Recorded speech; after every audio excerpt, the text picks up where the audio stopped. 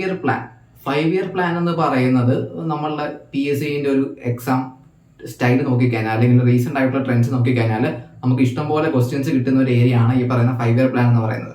അപ്പം നമ്മൾ ഇന്ന് ഡിസ്കസ് ചെയ്യാൻ പോകുന്നത് 5 ഇയർ പ്ലാനിനെ പറ്റിയിട്ടല്ല, നേരെ മറിച്ച് നമ്മൾ നീതി ആയോഗ് എന്ന് പറയുന്ന ഒരു ബോഡീനെ പറ്റിയിട്ടാണ് നമ്മൾ ഡിസ്കസ് ചെയ്യാൻ പോകുന്നത്. അപ്പൊ നമ്മൾ നീതി ആയോഗിന്റെ ബേസിക് ലക്ഷ്യങ്ങളെ കുറിച്ചിട്ട് നോക്കും. പിന്നെ നീതി ആയോഗ് എന്ന് പറയുന്ന ആശയം എങ്ങനെ ഇന്ത്യയിലേക്ക് രൂപപ്പെട്ടു വന്നു, അല്ലെങ്കിൽ അതിനു മുമ്പ് നമുക്ക് ഉണ്ടായിരുന്നത്, അതിനോടൊപ്പം തന്നെ എന്താണ് അതിന്റെ പ്രധാന ലക്ഷ്യങ്ങൾ നേരത്തെ പറഞ്ഞതുപോലെ, പിന്നെ അത് ഏതൊക്കെ മേഖലകളിൽ നീതി ആയോഗ് വർക്ക് ചെയ്യുന്നുണ്ട്, അതിനോടൊപ്പം തന്നെ നീതി ആയോഗ് എന്നതിന്റെ പ്രോപ്പർ ആയിട്ടുള്ള ഒരു നിർവചനം എന്താണ്, അല്ലെങ്കിൽ ഡെഫിനിഷൻ എന്താണ്. അപ്പൊ ഈ ഇങ്ങനെയുള്ള കാര്യങ്ങളൊക്കെയാണ് നമ്മൾ ഇന്ന് ഡിസ്കസ് ചെയ്യുന്നത്. ഓക്കെ, അപ്പം നമുക്ക് ആദ്യമേ നോക്കേണ്ടത്, നമുക്കറിയാം ഇതിന്റെ ഒരു ഹിസ്റ്റോറിക്കൽ എവല്യൂഷൻ ആണ് നമുക്ക് ആദ്യം നോക്കേണ്ടത്. അതായത് നീതി ആയോഗ് എങ്ങനെ രൂപപ്പെട്ട് വന്നു അല്ലെ. അപ്പൊ നമുക്കറിയാം നീതി ആയോഗ് ഫോം ചെയ്തത് നമുക്കൊരു ഏകദേശ കാലഘട്ടം അറിയാം അല്ലെ. അത് നമ്മൾ ഡീറ്റെയിൽ ആയിട്ട് നമ്മൾ ഇനി പറയും. കാര്യം നമുക്കറിയാം 2015 ആ ഒരു കാലഘട്ടത്തിലാണ് നീതി ആയോഗ് രൂപപ്പെട്ട് വന്നത് അല്ലെ. അപ്പം നമുക്ക് നീതി ആയോഗ് വരുന്നതിന് മുമ്പായിട്ട് നമുക്കുള്ളതാണ് എന്തെന്ന് പറയുന്നത് 5 ഇയർ പ്ലാൻ എന്ന് പറയുന്നത് അല്ലെ. അപ്പം എങ്ങനെയാണ് നമുക്ക് നീതി ആയോഗിലേക്ക് വന്നതെന്നുള്ളത് നമുക്ക് ആദ്യം നോക്കാം. അപ്പം 1928 നമ്മൾ ചരിത്രം പരിശോധിക്കുകയാണെങ്കിൽ 1928 ജോസഫ് സ്റ്റാലിൻ എന്ന് പറയുന്ന വ്യക്തിയാണ് ആഗോളതലത്തിൽ ഈ ഒരു 5 ഇയർ പ്ലാൻ എന്ന് പറയുന്ന ആശയം കൊണ്ടുവന്നത്. ഭയങ്കര ഇമ്പോർട്ടന്റ് പോയിന്റ് ആണ്. അതായത് വേണമെങ്കിൽ ഒരു നീതി ആയോഗിന്റെ അല്ലെങ്കിൽ 5 ഇയർ പ്ലാന്റെ ഒക്കെ ഒരു സ്റ്റേറ്റ്മെന്റ് ചോദ്യം ചോദിക്കുകയാണെങ്കിൽ വേണമെങ്കിൽ ചോദിക്കാൻ പറ്റുന്ന ഒരു പോയിന്റ് ആണ്. അതായത് 1928 ജോസഫ് സ്റ്റാലിൻ എന്ന് പറയുന്ന വ്യക്തിയാണ് ഈ ഒരു 5 ഇയർ പ്ലാൻ എന്ന് പറയുന്ന ആശയം ആദ്യമായിട്ട് കൊണ്ടുവരുന്നത്. ഇനി ഇത് ഇന്ത്യയിലേക്ക് എത്തുന്നത് എപ്പോഴാണെന്ന് ചോദിച്ചു കഴിഞ്ഞാൽ നെഹ്റുവിന്റെ കാലഘട്ടത്തിലാണ്. ഓക്കെ, നെഹ്റുവിന്റെ കാലഘട്ടത്തിലാണ് എന്ത് വരുന്നത്, ഇന്ത്യയിലും ഇങ്ങനെ 5 ഇയർ പ്ലാൻ എന്ന് പറയുന്ന ഒരു ആശയം കൊണ്ടുവന്നത്. അപ്പം നെഹ്റുവിന്റെ കാലഘട്ടത്തിൽ 5 ഇയർ പ്ലാൻ എത്തുന്നു എപ്പം, 1950 ജനുവരിയിൽ. ഓക്കെ, 1950 മാർച്ച് 15 എന്ത് വരുന്നത്, ഇന്ത്യയിലേക്ക് 5 ഇയർ പ്ലാൻ എന്ന് പറയുന്ന ആശയം, അല്ലെങ്കിൽ അതിന് വേണ്ടിയിട്ട് നമ്മളൊരു ബോഡി രൂപീകരിച്ചു. ആ ബോഡിനെയാണ് നമ്മൾ എന്തെന്ന് പറയുന്നത്, പ്ലാനിംഗ് കമ്മീഷൻ എന്ന് പറയുന്നത്. ഇതെല്ലാം നമ്മൾ 5 ഇയർ പ്ലാൻ പഠിക്കുമ്പോഴും പറയും. പക്ഷെ ഇപ്പൊ നമ്മൾ എങ്ങനെ നീതി ആയോഗിലേക്ക് എത്തുന്നുണ്ട്, അല്ലെങ്കിൽ നീതി ആയോഗ് എന്ന് പറയുന്ന ബോഡി നമ്മൾ എങ്ങനെയാണ് ഫോം ചെയ്തെടുത്തത്, അതിന്റെ ഒരു എവല്യൂഷൻ മാത്രമാണ് നമ്മളിപ്പോ പറയുന്നത്. അപ്പം നീതി ആയോഗ് എന്ന് പറയുന്നതിന്റെ ഒരു എവല്യൂഷൻ ആണ്, അല്ലെങ്കിൽ അതിന്റെ ഭാഗമായിട്ടാണ് നമ്മളിവിടെ പ്ലാനിംഗ് കമ്മീഷൻ ഡിസ്കസ് ചെയ്യുന്നത്. അതല്ലാണ്ട് നമ്മൾ പ്ലാനിംഗ് കമ്മീഷനായിട്ട് സെപ്പറേറ്റ് ആയിട്ട് ഓരോ 5 ഇയർ പ്ലാൻസ് നമ്മൾ ഡീറ്റെയിൽ ആയിട്ട് നമ്മൾ പഠിക്കും. അപ്പൊ ഞാൻ ഈ പറഞ്ഞതുപോലെ 1950 മാർച്ച് 15 നമ്മൾ എന്ത് ഫോം ചെയ്തു, പ്ലാനിംഗ് കമ്മീഷൻ ഫോം ചെയ്തു. അപ്പം അതിന്റെ കീഴിലാണ് നമുക്ക് സ്ഥിരമായിട്ട് ചോദിക്കുന്ന എന്താണ് ഒന്നാം 5 ഇയർ പ്ലാനിന്റെ ലക്ഷ്യം എന്താണ്, അല്ലെങ്കിൽ ഒന്നാം 5 ഇയർ പ്ലാനിന്റെ ഒരു ഗ്രോത്ത് റേറ്റ് നമ്മൾ അച്ചീവ് ചെയ്തു, അല്ലെങ്കിൽ വളർച്ചാ നിരക്ക് നമ്മൾ അച്ചീവ് ചെയ്തു എന്നൊക്കെ പറഞ്ഞ് ക്വസ്റ്റ്യൻസ് ചോദിക്കാറുണ്ട്. അപ്പം ഇതേപോലെ നമുക്കിങ്ങനെ ഒന്നാം 5 ഇയർ പ്ലാൻ ഉണ്ട്, രണ്ടാം 5 ഇയർ പ്ലാൻ ഉണ്ട്, മൂന്നാം 5 ഇയർ പ്ലാൻ ഉണ്ട്. അപ്പൊ ഇങ്ങനെ ഇഷ്ടംപോലെ 5 ഇയർ പ്ലാൻസ് നമുക്ക് വരുന്നുണ്ട്. അപ്പം ഇതിങ്ങനെ 1950 മുതൽ ഈ പ്ലാൻസുകൾ ഇങ്ങനെ ഓരോ 5 വർഷം കൂടുമ്പോഴും ഇതിനിടയ്ക്ക് ബ്രേക്ക് വരുന്നുണ്ട്. ഇങ്ങനെ സാമ്പത്തിക മാന്ദ്യം അങ്ങനത്തെ പ്രശ്നങ്ങളൊക്കെ വന്ന സമയത്ത് എന്ത് സംഭവിക്കുന്നുണ്ട്, ഈ ഒരു 5 ഇയർ പ്ലാനിന് എന്ത് ചെയ്തു, മുടക്കം വരുന്നുണ്ട്. അപ്പം നമ്മൾ 2014 എത്തിയ സമയത്ത്, 2014 ഓഗസ്റ്റിലേക്ക് എത്തിയ സമയത്ത്, അതായത് 2014 ഓഗസ്റ്റ് 13 അല്ലെങ്കിൽ ഓഗസ്റ്റ് 13 ശരിയാണ്, ഓഗസ്റ്റ് 17 ശരിയാണ്. ചിലപ്പം ഞാൻ എടുത്തു പറയാനുള്ള കാര്യം, അതായത് ചിലപ്പം സ്റ്റേറ്റ്മെന്റ്സിൽ ഓഗസ്റ്റ് 13 ഓഗസ്റ്റ് 17 ആയിരിക്കും ഉണ്ടാവുക. അപ്പൊ 2014 ഓഗസ്റ്റ് 13 അല്ലെങ്കിൽ ഓഗസ്റ്റ് 17 രണ്ടും ശരിയാണ്. ഈ സമയത്താണ് നമ്മൾ എന്ത് സ്റ്റോപ്പ് ചെയ്യുന്നത്, പ്ലാനിംഗ് കമ്മീഷൻ സ്റ്റോപ്പ് ചെയ്യുന്നത്. അപ്പൊ ചോദിക്കാറുണ്ട് എപ്പോഴാണ് പ്ലാനിംഗ് കമ്മീഷൻ നിർത്തലാക്കി എന്നുള്ളത്. അതായത് നമുക്കറിയാം പ്ലാനിംഗ് കമ്മീഷന് പകരമാണല്ലോ എന്ത് വന്നത്, നീതി ആയോഗ് വന്നത് അല്ലെ. അപ്പൊ 2014 ഓഗസ്റ്റ് 13 നമ്മൾ എന്ത് സ്റ്റോപ്പ് ചെയ്യുന്നുണ്ട്, പ്ലാനിംഗ് കമ്മീഷൻ സ്റ്റോപ്പ് ചെയ്യുന്നുണ്ട്. അപ്പം അതിനുശേഷം നമ്മൾ രൂപീകരിച്ച ബോഡിയാണ് എന്തെന്ന് പറയുന്നത്, നീതി ആയോഗ് എന്ന് പറയുന്നത്. അപ്പം ഇത്രയും കാര്യങ്ങളാണ് നമ്മളൊരു ഹിസ്റ്റോറിക്കൽ എവല്യൂഷൻ എന്ന രീതിയിൽ നമുക്ക് അറിയേണ്ട കാര്യങ്ങൾ. അപ്പം നമ്മൾ എന്തൊക്കെയാണ് ഡിസ്കസ് ചെയ്തത്, ഒന്നാമത്തെ കാര്യം എങ്ങനെ ആഗോളതലത്തിൽ ഇത് എങ്ങനെ രൂപീകരിക്കപ്പെട്ടു എന്ന് നമ്മൾ ഡിസ്കസ് ചെയ്തു. എങ്ങനെയാണ്, 1928 അല്ലെ. 1928 ജോസഫ് സ്റ്റാലിൻ എന്ന് പറയുന്ന വ്യക്തിയിലൂടെ 5 ഇയർ പ്ലാൻ എന്ന് പറയുന്ന ആശയം രൂപപ്പെട്ട് വന്നു. പിന്നീട് പതുക്കെ അത് ഇന്ത്യയിലേക്ക് വന്നു. ഇന്ത്യയിലേക്ക് നെഹ്റുവിന്റെ ആ ഒരു കാലഘട്ടത്തിൽ, അല്ലെങ്കിൽ നെഹ്റുവിന്റെ ഇതിലേക്ക് ഒരു 1950 ഇന്ത്യയിലേക്ക് വന്നു. അതിനുശേഷം നമുക്ക് ഓരോ 5 ഇയർ പ്ലാൻ ആയിട്ട് ഓരോ ലക്ഷ്യങ്ങളുണ്ട്. ഇപ്പം നമുക്കറിയാം നമ്മൾ 5 ഇയർ പ്ലാൻ പഠിക്കുന്ന സമയത്ത് അതിന് ഓരോന്നിനും ഓരോ ലക്ഷ്യങ്ങളാണല്ലേ. ഇപ്പൊ ഓരോ വർഷത്തെ 5 ഇയർ പ്ലാനിന് ചിലത് അഗ്രികൾച്ചർ ആണ്, കൃഷിയാണ് നോക്കുന്നതെങ്കിൽ ചിലത് എന്താണ്, വ്യാവസായികമായിട്ടുള്ള കാര്യങ്ങളായിരിക്കാം, ചിലത് എന്തായിരിക്കും, വിദ്യാഭ്യാസത്തിൽ വളർച്ച ഉണ്ടാക്കാൻ വേണ്ടിയിട്ടുള്ള 5 ഇയർ പ്ലാൻസ് നമുക്ക് ഉണ്ട് അല്ലെ. അപ്പം ഓരോ 5 ഇയർ പ്ലാനും അങ്ങനെ ഓരോ ലക്ഷ്യങ്ങൾ ഉണ്ടായിരുന്നു. അപ്പം ഓരോ 5 വർഷം കൂടുമ്പോഴേക്കും ലക്ഷ്യങ്ങളായിട്ട് കൊണ്ടുവരാം എന്നൊരു ആശയം രൂപപ്പെട്ട് വന്നത് നമ്മൾ നേരത്തെ പറഞ്ഞ പോലെ 1950-ലാണ്. അപ്പൊ അതിന്റെ ഭാഗമായിട്ടാണ് നമ്മൾ പ്ലാനിംഗ് കമ്മീഷൻ രൂപീകരിച്ചെന്ന് പറഞ്ഞു അല്ലെ. അപ്പൊ ഇത്രയും കാര്യങ്ങളാണ് നമ്മൾ ബേസിക്കലി ഒരു നീതി ആയോഗ് എന്ന് പറയുന്ന ഒരു ബോഡിയിലേക്ക് നമ്മൾ എത്തിയത്, അല്ലെങ്കിൽ അതിന്റെ ഹിസ്റ്റോറിക്കൽ എവല്യൂഷൻസ് നോക്കുമ്പോൾ നമ്മൾ ഇത്രയും കാര്യങ്ങളാണ് നമ്മൾ ശ്രദ്ധിക്കേണ്ടതും എക്സാംസിന് ചോദിക്കാൻ സാധ്യതയുള്ളതും നമ്മൾ നോട്ട് ഡൗൺ ചെയ്ത് വെക്കേണ്ട കാര്യങ്ങൾ. അപ്പൊ നമ്മൾ നീതി ആയോഗിന്റെ ഒരു എവല്യൂഷൻ നമ്മൾ പറഞ്ഞു.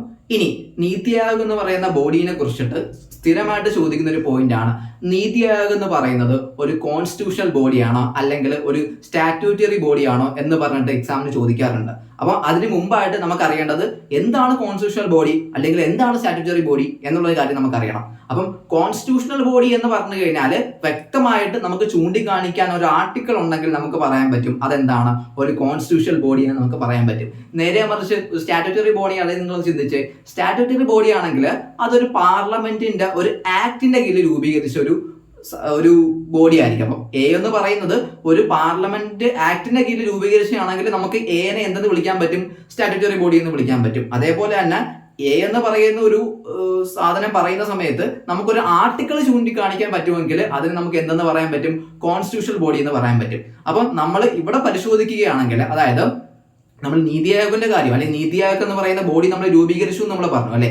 നീതി ആയോഗ് എന്ന് പറയുന്ന ബോഡി രൂപീകരിച്ച സമയത്ത് അതെന്തെന്ന് പറയുന്നുണ്ട്, അതൊരു കോൺസ്റ്റിറ്റ്യൂഷണൽ ബോഡിയും അല്ല, ഒരു സ്റ്റാറ്റ്യൂട്ടറി ബോഡിയും അല്ല. അപ്പം ശ്രദ്ധിക്കേണ്ട പ്രധാനപ്പെട്ട പോയിന്റ് എന്ന് പറയുന്നത് ഇതാണ്, ചോദിക്കും. അതായത് സ്റ്റേറ്റ്മെന്റ് ഇങ്ങനെ ആയിരിക്കും, നീതി ആയോഗ് ഒരു കോൺസ്റ്റിറ്റ്യൂഷണൽ ബോഡിയാണോ അല്ലെങ്കിൽ ഭരണഘടനാപരമായിട്ടുള്ള ബോഡിയാണോ അല്ലെങ്കിൽ ഒരു സ്റ്റാറ്റ്യൂട്ടറി ബോഡിയാണോ എന്നൊക്കെ രീതിയിൽ പ്രസ്താവന ടൈപ്പ് ക്വസ്റ്റ്യൻസ് ചോദിക്കും, അല്ലെങ്കിൽ സ്റ്റേറ്റ്മെന്റ് ടൈപ്പ് ക്വസ്റ്റ്യൻസ് ചോദിക്കും. അപ്പം നമുക്കൊരു വ്യക്തത വേണം, എന്താണ് കോൺസ്റ്റിറ്റ്യൂഷണൽ ബോഡിയും അല്ല സ്റ്റാറ്റ്യൂട്ടറി ബോഡിയും അല്ല.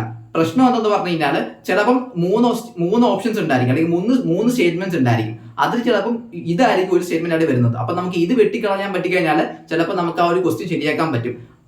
ബാക്കിയുള്ള 2 സ്റ്റേറ്റ്മെന്റ്സ് അറിയത്തില്ലെങ്കിൽ കൂടി നമുക്ക് ശരി ഉത്തരത്തിലേക്ക് നമുക്ക് പോകാൻ പറ്റും. അപ്പം ഇങ്ങനെയുള്ള മൈന്യൂട്ട് പോയിന്റ്സുകൾ നമ്മൾ എപ്പോഴും ഓർത്തിരിക്കണം. അപ്പം നീതി ആയോഗ് എന്ന് പറയുന്നത് ഞാൻ നേരത്തെ പറഞ്ഞതുപോലെ എന്താണ്, ഒരു കോൺസ്റ്റിറ്റ്യൂഷണൽ ബോഡിയും അല്ല, ഒരു സ്റ്റാറ്റ്യൂട്ടറി ബോഡിയും അല്ല.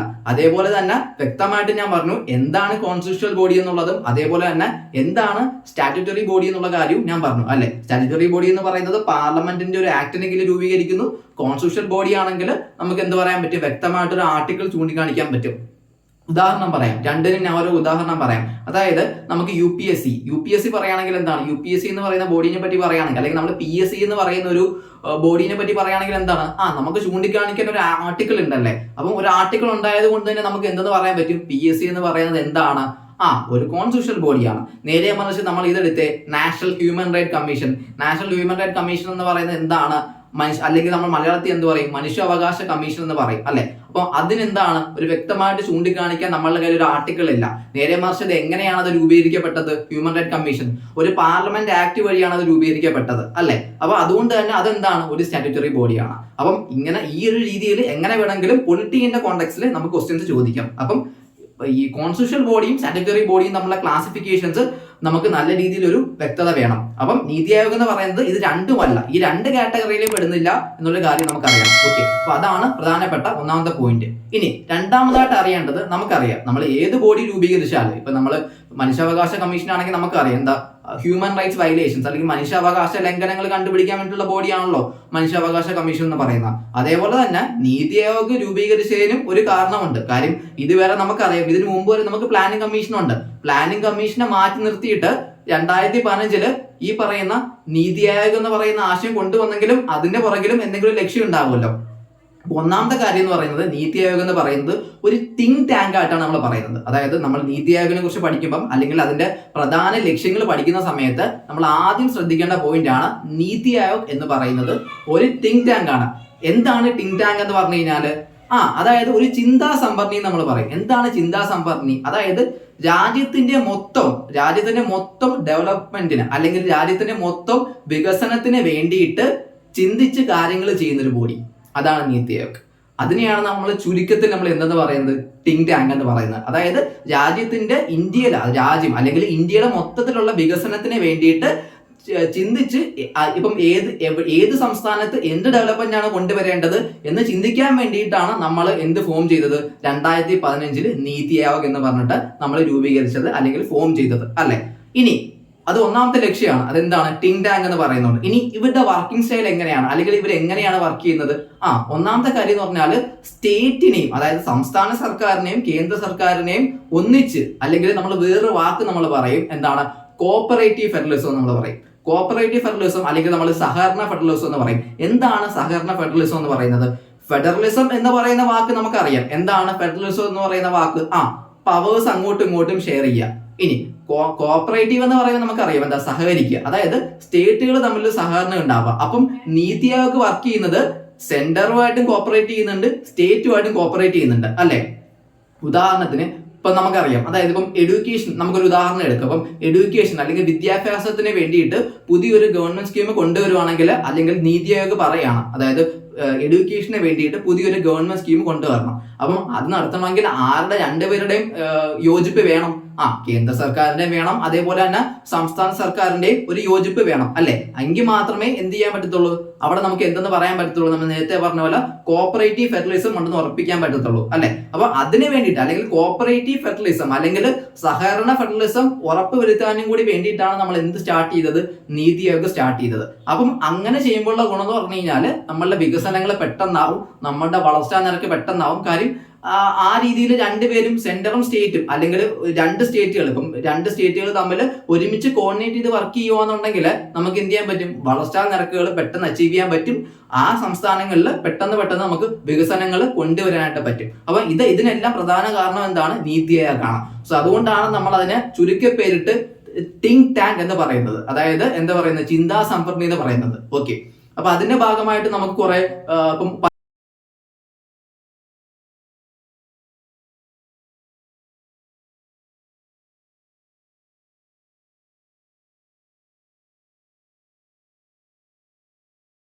അല്ലെങ്കിൽ കുറെ ആൾക്കാർ, ഇപ്പം ഒരു സംസ്ഥാനത്തിലുള്ള ഒരു 10% ആൾക്കാർക്ക് വിദ്യാഭ്യാസം കിട്ടുന്നില്ല. ബാക്കിയുള്ള സംസ്ഥാനങ്ങളെ കമ്പയർ ചെയ്ത് നോക്കുമ്പം എന്താണ്? അവർക്ക് വിദ്യാഭ്യാസം കിട്ടുന്നില്ല, അല്ലെ? അപ്പം അങ്ങനെ വിദ്യാഭ്യാസം കിട്ടാതിരിക്കുന്നവരെ എങ്ങനെ മുന്നോട്ട് കൊണ്ടുവരാം? ഓക്കെ, അങ്ങനെയുള്ള കാര്യങ്ങളൊക്കെ ചെയ്യാൻ വേണ്ടിയിട്ടാണ് നമ്മൾ എന്ത് രൂപീകരിച്ചത്? നീതി ആയോഗ് ഫോം ചെയ്തത്. അപ്പൊ ഇതിനെ എല്ലാത്തിനെയും കൂടെ വേണ്ടിയിട്ടാണ് നമ്മൾ എന്ത് ഫോം ചെയ്തത്? കോപ്പറേറ്റീവ് ഫെഡറലിസം എന്ന് പറയുന്ന, സഹകരണ ഫെഡറലിസം എന്ന് പറയുന്ന ആശയം നമ്മൾ രൂപീകരിച്ച് വെച്ചത്. അപ്പം ലക്ഷ്യങ്ങളിൽ നമ്മൾ ഒന്നാമതായിട്ട് പഠിക്കേണ്ടത് എന്താണ്? അല്ലെങ്കിൽ സ്റ്റേറ്റ്മെന്റ് ചോദിക്കുന്നത് ഇങ്ങനെയായിരിക്കും: താഴെ തന്നിരിക്കുന്നതിൽ ഏതൊക്കെയാണ് നീതി ആയോഗിന്റെ പ്രധാന ലക്ഷ്യങ്ങൾ, അല്ലെങ്കിൽ ഒരു എന്താ പറയാ, അത് ഫോം ചെയ്തതിന്റെ പ്രധാന ലക്ഷ്യങ്ങൾ എന്ന് പറഞ്ഞിട്ട് ചോദിക്കാം. അപ്പൊ ഒന്നാമതായിട്ട് നമ്മൾ മനസ്സിലാക്കേണ്ടത് എന്താണ്? അത് എന്ത് എൻഷുർ ചെയ്യുന്നുണ്ട്? കോപ്പറേറ്റീവ് ഫെഡറലിസം അല്ലെങ്കിൽ സഹകരണ ഫെഡറലിസം അത് എൻഷുർ ചെയ്യുന്നുണ്ട്. ഇനി രണ്ടാമതായിട്ട് നമുക്ക് നോക്കാനുള്ളത് കോമ്പറ്റീറ്റീവ് ഫെഡറലിസം. എന്താണ് കോമ്പറ്റീറ്റീവ് ഫെഡറലിസം? അതായത് നമ്മൾ പറഞ്ഞു ഓൾറെഡി സ്റ്റേറ്റുകൾ തമ്മിൽ, അല്ലെങ്കിൽ സ്റ്റേറ്റുകൾ തമ്മിൽ ഒരു കോപ്പറേഷൻ ഉണ്ട്, അതേസമയം അവർ തമ്മിൽ ഒരു കോമ്പറ്റീഷനും കൂടി ഉണ്ട്. ഈ കോമ്പറ്റീഷൻ എന്ന് പറയുന്നത് നമ്മൾ ഉദ്ദേശിക്കുന്ന പോലെയല്ല. അതായത് അവർക്കുള്ളിൽ തന്നെ, അതായത് ആ സംസ്ഥാനം മെച്ചപ്പെട്ട് വരണം എന്ന് തോന്നലുണ്ട്.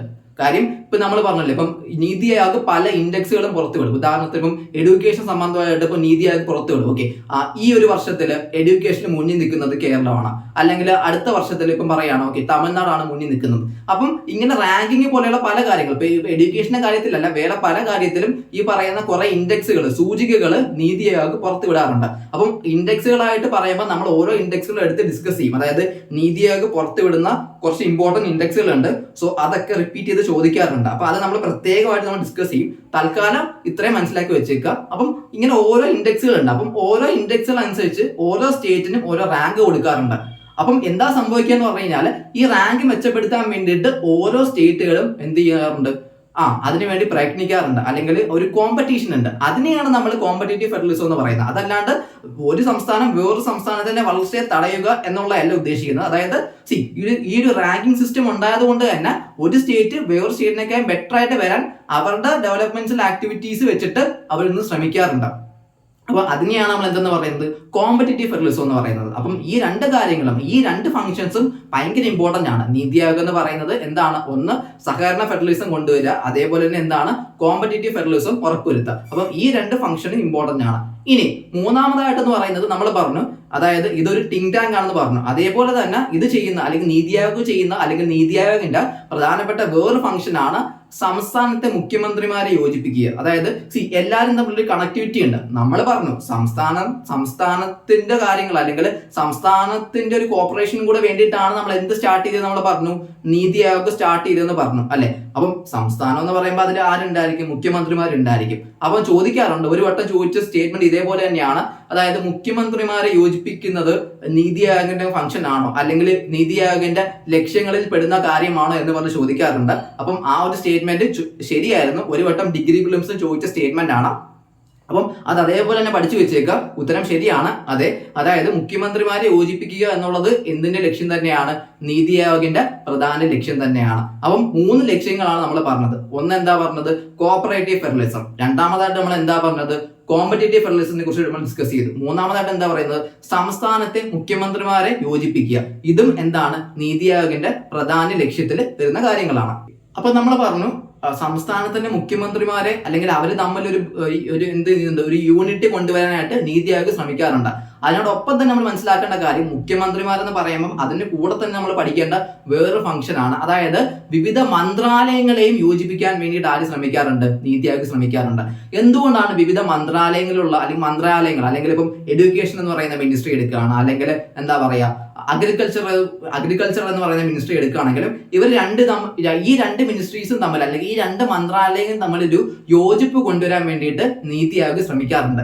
എന്തിനു വേണ്ടിയിട്ടാണ് അല്ലെങ്കിൽ എന്തുകൊണ്ടാണ് നീതി ആയോഗ് അതിന് ശ്രമിക്കുന്നത് എന്ന് പറഞ്ഞ് ചോദിച്ചു കഴിഞ്ഞാൽ, അതായത് വ്യക്തമായിട്ട് മനസ്സിലാക്കുക. നമുക്കറിയാം, ഒരു ഗവൺമെന്റ് സ്കീംസ് കൊണ്ടുവരുമ്പം അത് ഒരു മന്ത്രാലയത്തിന് കീഴിൽ മാത്രമല്ല വരുന്നത്. ചിലപ്പോൾ അതിൽ 1-2 മന്ത്രാലയങ്ങൾ ഒരുമിച്ച് വർക്ക് ചെയ്യേണ്ടി വരും അല്ലെ.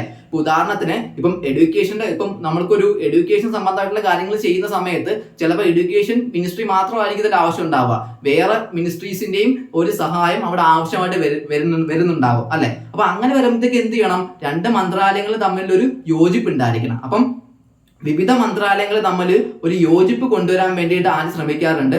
നീതി ആയോഗ് ശ്രമിക്കാറുണ്ട്. സോ ആ ഒരു പോയിന്റും കൂടി ഇമ്പോർട്ടന്റ് ആണ്. അപ്പം ഇത്രയും കാര്യങ്ങളാണ് നമുക്ക് ഇമ്പോർട്ടന്റ് ആയിട്ട് പറയാനുള്ളത്. അതായത് ഒന്നാമത്തെ കാര്യം നമ്മൾ കോഓപ്പറേറ്റീവ് ഫെഡറലിസം എന്തെന്ന് പറഞ്ഞു, കോമ്പറ്റേറ്റീവ് ഫെഡറലിസം എന്തെന്ന് പറഞ്ഞു, പിന്നെ മുഖ്യമന്ത്രിമാരെ യോജിപ്പിക്കുന്ന കാര്യം പറഞ്ഞു, പിന്നെ വിവിധ മന്ത്രാലയങ്ങളിലുള്ള അല്ലെങ്കിൽ ആ മന്ത്രാലയങ്ങളെല്ലാം ഒരുമിച്ച് പ്രവർത്തിക്കാൻ വേണ്ടിയിട്ട് അല്ലെങ്കിൽ അങ്ങനെ ഒരു കോർഡിനേഷൻ കൊണ്ടുവരാൻ വേണ്ടിയിട്ടും എന്ത് ശ്രമിക്കാറുണ്ട്? അല്ലെങ്കിൽ ആര് ശ്രമിക്കാറുണ്ട്? നീതി ആയോഗ് ശ്രമിക്കാറുണ്ട്. ഇനി ഏറ്റവും അവസാനത്തെ പോയിന്റ് അല്ലെങ്കിൽ നമ്മൾ ലക്ഷ്യങ്ങളുടെ കീഴിൽ, നീതി ആയോഗിന്റെ ലക്ഷ്യങ്ങളുടെ കീഴിൽ നമ്മൾ ഏറ്റവും അവസാനം പഠിക്കുന്ന പോയിന്റ് ആണ്. അതായത് നമ്മൾ പറഞ്ഞു നീതി ആയോഗ് എന്ന് പറയുന്നത് അങ്ങനെ ഒരു തിങ്ക് ടാങ്ക് ആണ്. ഇനി നീതി ആയോഗ് കൂടാതെ തന്നെ നമുക്കിപ്പം ചിലപ്പോൾ ഓരോ സെക്ടറിനും, ഇപ്പം എഡ്യൂക്കേഷൻ എടുക്കുകയാണെങ്കിലും അല്ലെങ്കിൽ പോവർട്ടി എടുക്കുകയാണെങ്കിലും അല്ലെങ്കിൽ നമ്മൾ അൺഎംപ്ലോയ്മെന്റ് എടുക്കുകയാണെങ്കിലും ഇതിനെല്ലാത്തിനെയും കുറിച്ചും വിശകലനമായിട്ട് പഠിക്കാൻ നമുക്ക് ഓരോ തിങ്ക് ടാങ്കുകൾ ഉണ്ട്. ഇപ്പം നമ്മളിപ്പം പ്രധാനമായിട്ടുള്ള തിങ്ക് ടാങ്ക് എന്നുള്ള രീതിയിൽ മാത്രമാണ് നമ്മൾ എന്ത് പഠിക്കുന്നത്? നീതി ആയോഗ് പഠിക്കുന്നത്. ഇതല്ലാണ്ട് ഓരോ മന്ത്രാലയത്തിനും അല്ലെങ്കിൽ അവരുടെ കാര്യങ്ങൾ നോക്കാൻ വേണ്ടിയിട്ട് അല്ലെങ്കിൽ ഏത് ഏരിയയിൽ വികസനം കൊണ്ടുവരണം എന്ന് മനസ്സിലാക്കാൻ വേണ്ടിയിട്ട് പല തിങ്ക് ടാങ്കുകളും ഉണ്ട്. എഡ്യൂക്കേഷന് വേണ്ടിയിട്ടാണെങ്കിലും പല കാര്യത്തിനും വേണ്ടിയിട്ട് അല്ലെങ്കിൽ പിന്നോക്ക വിഭാഗത്തിലുള്ള ആൾക്കാർക്ക് മുന്നോട്ട് കൊണ്ടുവരാൻ വേണ്ടി എന്ത് ചെയ്യണം, അല്ലെങ്കിൽ അതിനെല്ലാം വേണ്ടിയിട്ട് ഓരോ ചിന്താ സംഭരണികളുണ്ട്. അപ്പൊ നീതി ആയോഗ് ചെയ്യുന്നത് ബാക്കിയുള്ള ചിന്താ സംഭരണികളുമായിട്ടും എന്ത് ചെയ്യാറുണ്ട്? കോർഡിനേറ്റ് ചെയ്ത് അല്ലെങ്കിൽ അവരുമായിട്ട് യോജിച്ച് വർക്ക് ചെയ്യാറുണ്ട്. അതും ആരുടെ ഫംഗ്ഷൻ ആണ്? നീതി ആയോഗിന്റെ ഫംഗ്ഷൻ ആണ്. അതായത് നമ്മൾ ഓൾറെഡി പറഞ്ഞു, നീതി ആയോഗ് എന്ന് പറയുന്നത് തന്നെ അല്ലെങ്കിൽ അത് ഇറ്റ്സെൽഫ് തന്നെ എന്താണ്? ഒരു തിങ്ക് ടാങ്ക് ആണ്. അതായത് ഒരു ചിന്താ സംഭരണിയാണ്. അതിനോടൊപ്പം തന്നെ ഇതേപോലെ വരുന്ന ബാക്കിയുള്ള ചിന്താ സംഭരണികളുമായിട്ട് കോർഡിനേറ്റ് ചെയ്ത് വർക്ക് ചെയ്യാറുണ്ട്. ഉദാഹരണത്തിന് ഞാൻ നേരത്തെ പറഞ്ഞു, ഇപ്പം എഡ്യൂക്കേഷന്റെ ഒരു റാങ്ക് കൊണ്ടുവരികയാണ്. ഇപ്പൊ ഇൻഡെക്സ്, ഇപ്പം ഈ ഒരു വർഷം കേരളമാണ് മുന്നിൽ എന്നൊരു റാങ്ക് പറയുന്ന സമയത്ത് സത്യം പറഞ്ഞാൽ നീതി ആയോഗ് ചിലപ്പോൾ ഒറ്റയ്ക്കായിരിക്കത്തല്ല ചെയ്യുന്നത്. ചിലപ്പം എഡ്യൂക്കേഷന് വേണ്ടിയിട്ട് ഒരു ചിന്താ സംഭരണി കൂടി ഉണ്ടായിരിക്കും. ചിലപ്പം അവരുമായിട്ടും കൂടെ ഡിസ്കസ് ചെയ്തതിന് ശേഷമായിരിക്കാം ഓക്കെ ഈ ഒരു വർഷം ഈ ഒരു സ്റ്റേറ്റ് ആണ് അല്ലെങ്കിൽ ഈ ഒരു സംസ്ഥാനമാണ് ഈ എഡ്യൂക്കേഷന്റെ കാര്യത്തിൽ മുൻപന്തിയിൽ നിൽക്കുന്നത് എന്നൊരു കൺക്ലൂഷനിലേക്ക് എത്തുന്നത് ചിലപ്പം അങ്ങനെയായിരിക്കും നീതി ആയോഗ്. മനസ്സിലായില്ലേ? അതായത് ബാക്കിയുള്ള ചിന്താ സംഭരണികളുമായിട്ടും ഒരു ചർച്ച ചെയ്യുകയോ അല്ലെങ്കിൽ ഒരു ഡിസ്കഷൻ ചെയ്യുകയോ അതിനുശേഷമായിരിക്കാം ഒരു ഫൈനൽ ഇതിലേക്ക് അവർ മാറുന്നത്. അപ്പം അതും ആരുടെ ഫംഗ്ഷൻ ആണ്? നീതി ആയോഗിന്റെ ഫംഗ്ഷൻ ആണ്. അപ്പം ഇതെല്ലാം നമുക്ക് ഒരു സ്റ്റേറ്റ്മെന്റ് രൂപേണ, കാര്യം നീതി ആയോഗിന്റെ ലക്ഷ്യങ്ങൾ എന്ന് വെച്ചിട്ട് തന്നെ നമുക്ക് എക്സാമിന് ചോദിക്കാം. അപ്പം ഈ പറഞ്ഞ പോയിന്റ്സുകളെല്ലാം ഒരു വ്യക്തത വേണം. കോഓപ്പറേറ്റീവ് ഫെഡറലിസം, കോമ്പറ്റേറ്റീവ് ഫെഡറലിസം, പിന്നെ ചീഫ് മിനിസ്റ്റേഴ്സിനെ യോജിപ്പിക്കുന്ന കാര്യം, പിന്നെ ബാക്കിയുള്ള തിങ്ക് ടാങ്കുകളുമായിട്ട് നമ്മൾ യോജിച്ച് വർക്ക് ചെയ്യാറുണ്ട്. അതിനോടൊപ്പം തന്നെ നമ്മൾ വിവിധ മന്ത്രാലയങ്ങളുമായിട്ട് നമ്മൾ യോജിച്ച് വർക്ക് ചെയ്യാറുള്ള കാര്യങ്ങളും ഡീറ്റെയിൽ ആയിട്ട് മനസ്സിലാക്കി വെക്കുക. അതിനോടൊപ്പം തന്നെ നമ്മൾ നേരത്തെ മനസ്സിലാക്കേണ്ട കാര്യം ഒരു ഹിസ്റ്റോറിക്കൽ എവല്യൂഷൻ, അതായത് അത് നമ്മൾ പ്രത്യേകം പഠിക്കും, നമ്മൾ 5 ഇയർ പ്ലാൻ എന്നുള്ള പ്രത്യേകം പഠിക്കും. പക്ഷെ അതിന് മുമ്പായിട്ട് എങ്ങനെ നമ്മൾ നീതി ആയോഗിലേക്ക് എത്തി ആ ഒരു കാര്യങ്ങൾ നമ്മൾ ഡിസ്കസ് ചെയ്തു, അതും ഡീറ്റെയിൽ ആയിട്ട് നോക്കാം. അപ്പം ഇനി നമുക്ക് നോക്കാനുള്ളത് നീതി ആയോഗ് പുറപ്പെടുവിക്കുന്ന കുറച്ച് ഇൻഡെക്സുകളുണ്ട്. പിന്നെ നീതി ആയോഗ് എന്ന് പറയുന്ന ബോഡി ആരാണ് ചെയർ ചെയ്യുന്നത്, അല്ലെങ്കിൽ അതിൽ ആരൊക്കെയാണ് അംഗങ്ങളായിട്ട് വരുന്നത്.